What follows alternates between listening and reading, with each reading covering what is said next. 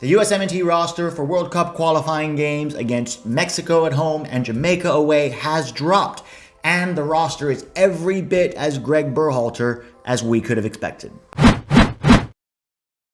What up, guys? I'm Pete Douthit. Welcome to the 11 Yank Show. We talk about all things related to the American soccer landscape. You know the drill. Before we go any further, smash that like button so other people can find us. And if you are not yet subscribed, now would be a great time to do so. So we're just going to go through this roster by position and talk about who's there and who's not there and why or why not. But before we get into it, I have to say two things. The first one is this. If your coach got his job based on nepotism, and we all know that he did, do not expect rosters that are based on quality or accountability or consistency, because that is very much the case with this roster. The second thing is that there is a great starting lineup within this roster, okay? That is an excellent starting lineup and has a great chance of actually winning both of these games that we have coming up. The question is whether or not we'll see them. Okay, so let's dig in here. We start with goalkeepers, Matt Turner, Zack, Steffen, and Sean Johnson. Now, I know not a lot of people are going to quibble about this, but I'm going to. Why is Sean Johnson here over Ethan Horvath? I think the common refrain to that could be that Horvath is not playing. That is correct. He isn't. He is still the same goalkeeper that won us the Nations League with an amazing performance, also when he wasn't playing. I think you bring your three best keepers, and for me, Ethan Horvath is a significantly better keeper than Sean Johnson. I don't know why Ethan Horvath is not here. It just feels like another reason to bring yet another mediocre MLS lifer into the roster at the expense of somebody of real quality. Let's talk about the starting job. It is Matt Turner versus Zack Steffen for the games, and a lot of people are wondering who is going to play.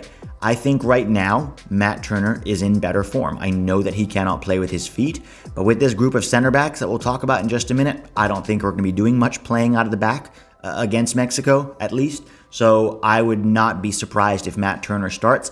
And based on his performances in terms of shot stopping and positioning and command of his box, you have to say he deserves to start this game. Zack Steffen has still been very inconsistent. And even in his last game against Costa Rica, he had some moments that really raised question marks about his consistency and reliability. Now, Gregg may surprise us all and put Zack Steffen in goal. I hope he does well. I still like Zack Steffen. I think he has real quality, and I'll be rooting for him. But if I had to pick, I would probably go Matt Turner, at least against Mexico. Now we jump straight into the fullbacks, and unfortunately, Sergiño Dest is injured. That's a huge blow because he is our best fullback hands down and somebody who could offer a real threat going forward. So the fullbacks are Antonee Robinson, Sam Vines, Joe Scally, DeAndre Yedlin, and Reggie Cannon.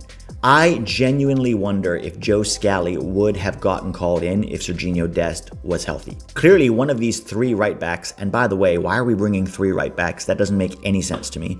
But one of them wasn't going to be here if Sergiño Dest was here. Which one is the question? And from things that I'm hearing, it was Joe Scally who was going to be left off. 13 games now in the Bundesliga, all of which he played extremely well, got his first assist last week, playing at a very high level, competing at a very high level, was in the Bundesliga Team of the Week this last week. I doubt very much he's going to get any minutes, although based on limited minutes, I think it's very clear that he's already a better right back than both DeAndre Yedlin and Reggie Cannon. Reggie Cannon finally started playing for Boa Vista again and immediately gets called back in. The fact that we have four fullbacks outside of Joe Scally makes me wonder if he's going to get any minutes at all, although maybe Gregg does surprise us and do something different and give Scally an opportunity. Very likely, though, I think we're going to see DeAndre Yedlin start against Mexico. As far as people who ask, should Joe Scally start against Mexico, I would probably have preferred that we brought him in the last camp and given him an opportunity to bed into the system and the roster and develop cohesion and chemistry with his teammates. But no, we just couldn't do that for one reason or another. So now, when our best right back is injured, arguably our second best right back hasn't had any time to integrate with the roster. And yes, that's on Gregg Berhalter. I want to address a left back who I think should be here, and that is Jonathan Gomez. Now, a lot of people disagree with me about this, but we are in a massive fight with Mexico over Jonathan Gomez. He's been in their senior camps. He's been called into numerous youth camps with Mexico this year because, surprise, surprise, we've had no youth camps. And he has publicly said that he wants to go to a USMNT roster before making his decision about who he's going to represent. This is our last serious roster of the year. This was our last chance to get Jonathan Gomez around Ricardo, Pepi, and Cristian Pulisic, and Tyler Adams, and Weston, McKennie, and Yunus, Musah, and have them say, hey bro, come play with us. We love you. You're a part of this. You could be a guy who plays the next 10, 15 years for us. At the very least, he's probably our best backup to Antonee Robinson right now as a pure left back. And yeah, we might call him up in December, but that is not a roster that is going to inspire Jonathan Gomez, okay? That's not going to be our first team of cracks who are playing at a high level in Europe. Those are the guys that need to put their arms around Gomez. And I think this could be a mistake that we don't bring Jonathan Gomez in. If he ends up picking Mexico, I'm going to point to this camp and say, we had a chance, and by the way, I'm not saying we should play him, but we have a chance to bring him in and a chance to convince him to play for us in a camp full of some top players. And against Mexico, no less. That would be a great time to bring him in. Center backs are Walker Zimmerman, Mark McKenzie, Chris Richards, and Miles Robinson. John Brooks has been left out 45 caps, played well in 43 of those caps, and was not great in the last 2 games. We have to admit that. Not great against Honduras, not great against Canada. And there's a form of accountability here where if you don't perform for 2 games, you're out. Now, to be clear, I think you get the benefit of the doubt if your last 2 games weren't great, but you've been excellent for us for so long and still our most skillful passer of the ball from defense, John Brooks. Now, John Brooks came out and made a statement which is absolute class, and I want to read it to you here. In life and in soccer, nothing is ever handed to you, nor should it be. The decision to leave me out of this camp isn't surprising, given some of my recent performances for the USMNT that aren't up to my standards. My job now is to work hard to be the very best I can be. I feel great about this week's Champions League performance and my recent play with Wolfsburg, and will keep building on my performance there until I reach my goal of helping the USMNT reach the next World Cup. So an absolute class statement from a guy who's used to accountability, who plays every week in an environment where if you are consistently poor, sooner or later you will be dropped. This is very bizarre to me that Brooks is not on this roster, both because I don't think that 2 bad performances after the career that he's had is enough to get him kicked off the roster altogether. Maybe you don't start him in 1 or 2 games, but to not have him on the roster at all is very surprising. And if this is about accountability, then why are Lletget and Roldan and Areola and Acosta still here? Or even a guy like Mark McKenzie, who has been benched in Belgium for poor play, who hasn't exactly lit things up when playing for the US, has been error-prone and inconsistent, but somehow the same standard of accountability doesn't apply to him? What is Gregg Berhalter thinking? It's really frustrating that it feels like if you are an MLS lifer, there is one standard for you, and if you're a guy who plays at a top level in Europe, there's a whole nother standard for you when it comes to the national team. It feels very much like favoritism and cronyism for Gregg Berhalter, and that should really surprise nobody because, like I said earlier, he got the job based on who he knew, not on any resume of actual merit. As far as the actual center backs go, my guess is that Zimmerman is going to start against Mexico together with Miles Robinson. Everything we know about Gregg Berhalter is that he doesn't trust Chris Richards. And why should he? The guy is only performing at a top level week in and week out in the Bundesliga and has been doing so for a year now, but I would be very surprised if we saw him start against Mexico or even against Jamaica. I believe he's going to partner Robinson and Zimmerman. And it'll be an interesting test for Zimmerman because Zimmerman, this year at least, in competitive games that he has played, has performed well, but most of the games he's played, he hasn't really been tested. He did have one moment against Panama where I thought he was caught flat-footed, but I'm really curious if Zimmerman does start to see how he will perform against Mexico. When he was at LAFC, he often had to defend on an island, and he was not great in that department.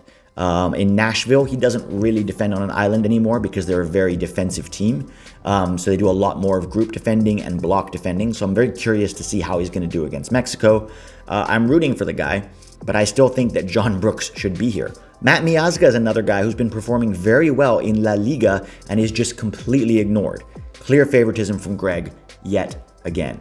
Midfielders are Weston, McKennie, Tyler Adams, Yunus, Musah, Kellyn, Acosta, Sebastian, Lletget, Gianluca, Busio, and everyone's favorite green guy, Cristian Roldan. I feel like a broken record at this point, but the obvious snub from this roster is Luca de la Torre. I mean, I just don't understand how he hasn't gotten really any time to demonstrate what he can do. He's gotten sub minutes, and every time he's come on as a sub, whether that was getting the assist against Jamaica in a friendly back in March, or 30 excellent minutes against Northern Ireland, or his last 12-minute cameo against Jamaica, where he created 2 chances with some excellent line-breaking passing. We don't have anybody on this roster who can do what De La Torre can do, and that is pick a lock with his passing against the low block. And anybody who claims that De La Torre has defensive deficiencies needs to watch the last game that Heracles played against Ajax, where he was very, very strong defensively, made numerous tackles, closing down passing lanes, very good at forcing opponents sideways and backwards,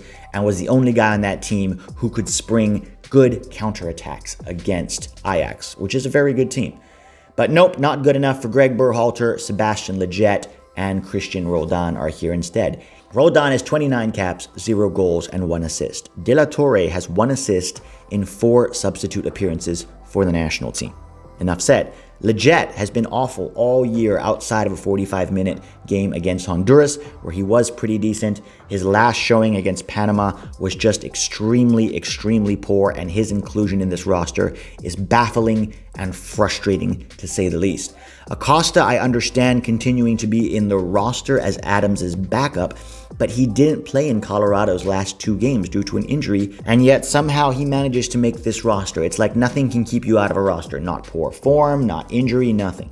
Acosta has also been very inconsistent. He's had some good games, but we don't know which Acosta we're going to get when he steps on that field, so I think we need to be looking at other options to play at that 6. And by the way, De La Torre has been playing in a double pivot for Heracles. So I mean, I guess I don't hate that Acosta is on this roster, but guys, we really do need to start looking for different options. Now, we could say that McKennie, Adams, and Musah are going to start against Mexico, and I really hope that they do.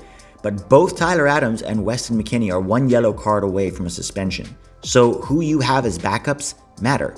We could easily see those guys miss the Jamaica game if they're playing against Mexico. And what happened last time we let Lletget and Acosta start an important away qualifier? I'm really glad to see Busio here. I think he's improving at Venezia with some very strong performances. I still have questions about, defensively. He still has a tendency to ball watch. And from a physical perspective, I wonder how he can hang in CONCACAF. But as a dual 8, I hope he can get some minutes. He did have a cameo against Costa Rica where I thought he was impressive, and I would like to see more of him. But I doubt very much we will see him when Lletget, Acosta, and Roldan seem to be Gregg's preferred backups to our MMA midfield.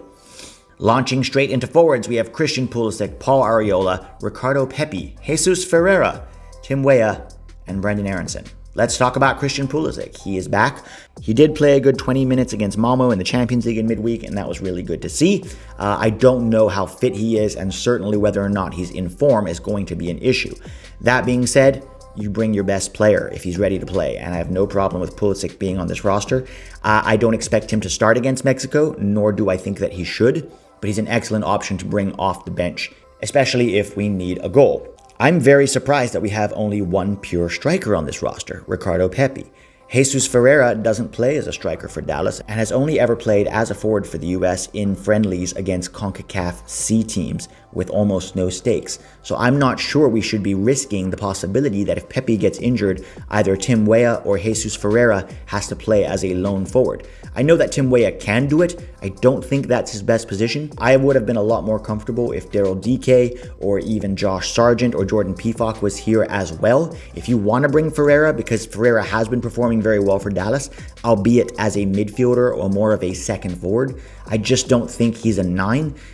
So I would have been more comfortable with bringing another striking option. Yes, I know your favorite buddy Zardes is out, but we do have other forwards. And while I get that they're not all in the best form, I think Lletget especially at least offers you something different from a physical and aerial threat that I think could be useful if you need a late goal. So I'm very surprised that we don't have a pure backup here for Pepi. If you want Arriola on this roster for his defensive presence, and you think that if we're up 1-0 against Mexico and you maybe bring Arriola on to defend for the last 10 minutes, which is something that he can do, fine. But I still think Conrad should be on this roster. I know that some people say he doesn't have enough final product for Marseille, And that argument is a little tough for me to swallow, because Paul Arriola wouldn't even feature for Marseille, let alone give them any kind of attacking thrust. So the idea that getting minutes for Marseille but not really getting a ton of goals or assists should keep you off the USMNT roster, while a middling, mediocre MLS midfielder with nothing more than work rate to his name takes your spot, I am going to disagree with you. I think that quality and technique matters more in the long term, but apparently Gregg does not appear to see so. Now, like I said, there is a starting lineup that I could get on board with against Mexico. That is Matt Turner in goal,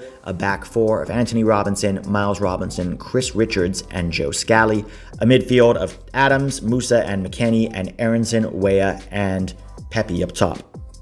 I'm gonna be honest with you guys, I don't think we're gonna see that. I think very likely we will see Yedlin or Cannon at right back. We will see Zimmerman in defense with Miles Robinson, and I would not at all be surprised if Paul Arriola plays right wing instead of Tim Weah. He started all 3 of the last games. Only an injury kept him out of that last one in camp.